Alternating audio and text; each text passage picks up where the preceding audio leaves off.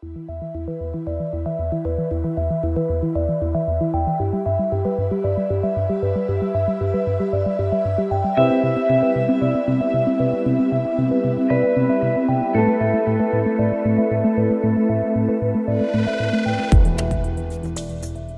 දවසක් ඔබ හැමතෙම next gen neurosurgery වලින් අපි මේ දිනවල කතා කරගෙන ඉන්නේ මේ කොන්දේ බෙල්ලේ තියෙන ස්නායු තෙරපීමෙන් තොරව ඇති වෙන වේදනාවන් අඩු කර ගැනීම ගැන.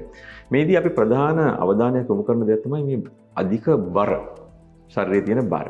මේ බර පාලනය කිරීමෙන් තොරව අපිට බොහෝ වෙලාවට අමාරුයි කිසියම් රෝගියෙක්ගේ තියෙන දීර්ඝකාලීන මම කියන්නේ නිරංගත කියලා කියන්නේ එවැනි රෝගයක් එවැනි වේදනාවක් සුව කරන්න. ඒතර එහෙනම් අපි කොහොමද මේ බර අඩු කරගැනීමේ ක්‍රියාවලිය කරන්නේ?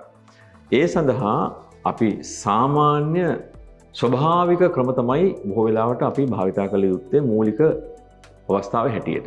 මොකද විවිධ ඖෂධ වර්ග හෝ ඒවා ශල්‍ය කර්ම මගින් බර අඩු කරන්නට පුළුවන්. නමුත් ඔබ ඒ සම්බන්ධයෙන් ඔබට ඇත්තටම අවශ්‍යතාවයක් උවමනාවක් නැත්නම් ඒ මොන ක්‍රමයක කරත් පසු කාලයකදී ඒවා අසාර්ථක වීමේ ඉඩකඩක් තියෙනවා. එහෙනම් කොහොමද අපි මේකට ක්‍රියාත්මක වෙන්නේ? ඒ ක්‍රියාත්මක වෙන ක්‍රමය තමයි ඉස්සෙල්ලාම ඔබ ස්නායු වෛද්‍යවරයාත් එක්ක සාකච්ඡා කරලා බර අඩු කරන්න ඕන කොයි මට්ටම දක්වාද කියලා තීන්දුවක් ගන්නවා. ඒතර ඔබට හිතුමනාපේ කෑම අඩු කළා එහෙම නැත්නම් YouTube එකේ හරි ඉන්ටර්නෙට් එකේ හරි මෙන්න මේ අසවල් විදියට කන්න මෙච්චර වෙලා ෆාස්ටිං ඉන්න ප්‍රෝටීන විතරක් කන්න කියන ආහාර ඔබේ ශරීරයේ නිරෝගීභාවයට හොඳ නැහැ. ඒ නිසා ඔබ අනිවාර්යයෙන්ම ආහාර සම්බන්ධ පෝෂණ වේදිකයෙකු ළඟට යන්න ඕනේ. ඒ පෝෂණ වේදිකාගෙන් උපදෙස් ගන්නට ඕන. ඒ පෝෂණ වේදිකාගෙන් උපදෙස් ගන්නට ඔබ ලංකාවේ ඉන්න කෙනෙක් නම් කන විදිහට කන්න බෑ පිටරට ඉන්න.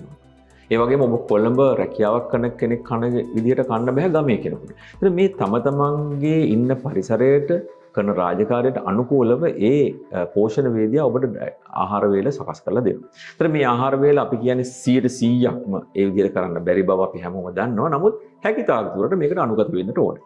ඒතර මේ අනුගත වෙච්චාම රෝගීන් කියන දෙයක් තමයි අයියෝ කොච්චර කන්නකා හිටියත් වැඩක් නැහැ. අපිට බර අඩු වෙන්නේ නැහැ කියලා. ඒතර එක්කෙනෙක් කිව්වා මට මේ ළඟදිත් කියලා කිව්වා එක වේලයි කන්නේ ඒත් දැන් බර අඩු වෙන්නේ නැහැ කියලා.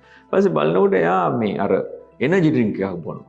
ඉතින් එනර්ජි ඩ්‍රින්ක් එකක් බිව්වා කියලා කියන්නේ අනිවාර්යයෙන්ම මේ සීනි ප්‍රතිශතය අධිකයි. ඒතර එවැනි එනර්ජි ඩ්‍රින්ක් එකක් බිව්වොත් ඔහුට සතියක් නොකා හිටියත් අර අවශ්‍ය කැලරි ප්‍රමාණයට වඩා කැලරි ප්‍රමාණයක් ලැබෙනවා. ඒ නිසා මේ වගේ සරල දේවල්, සුළු දේවල් පිළිබඳ මේ පෝෂණ වේදිකයත් එක්ක සාකච්ඡා කරන්නට ඕනේ. ඒතර මේ විදිහට ආහාරය පාලනය කරගන්න ගමන් ඔබට සිද්ධ වෙනවා කැලරි දහනය කරන්න.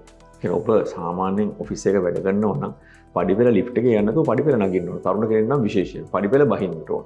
ඒ වගේම ඔබට කෙටි දුරක් නම් ඇවිදින්න තියෙන ත්‍රිවිල්යක් හරි මොටර් සයිකල් එකක් හරි නගින්න නැතුව කිලෝමීටරයක් දෙකක් පයින් යන්න ඕන. මේ වගේ සාමාන්‍ය ජීවනය කරන කාලය තුල ඔබ ක්‍රියාකාරීත්වය වැඩි කරන්න ඕන. ඒ එක්කම ඔබේ ශරීරයට ව්‍යායාම ටිකක් යොදු කර ගන්න ඕන. එතකොට ආහාර පාලනය සහ ව්‍යායාම කියන දෙක එකිනෙක අත්වැල් බැඳගෙන ගියොත් තමයි ඔබට මේ බර පාලනය කරගන්න වෙන්නේ. ඒකත් මාසෙන් දෙකෙන් නම් වෙන්නේ නැහැ.